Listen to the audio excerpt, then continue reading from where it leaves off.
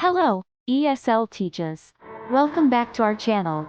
Today, let's dive into the wonderful world of Bingo, a classic and engaging game perfect for teaching English as a second language. Bingo is perfect for teaching vocabulary, numbers, and even sentence structure.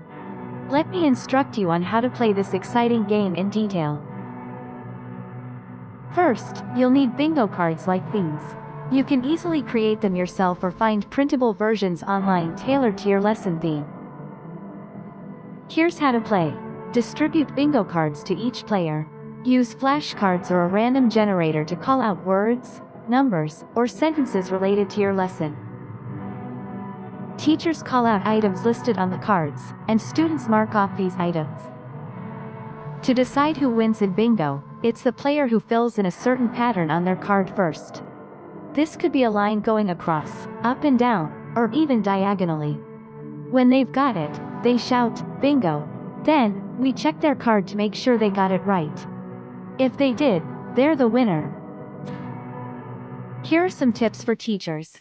Customize cards. Match bingo cards to your lesson theme for targeted learning. Variety keeps interest. Use different bingo game types to engage students of all levels.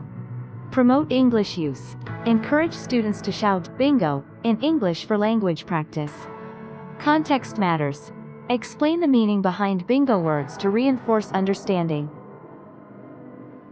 And there you have it. A simple and fun way to reinforce English learning with bingo. Stay tuned for more ESL game ideas. Don't forget to like, share and subscribe our YouTube channel for more ESL games and activities. Thank you for watching.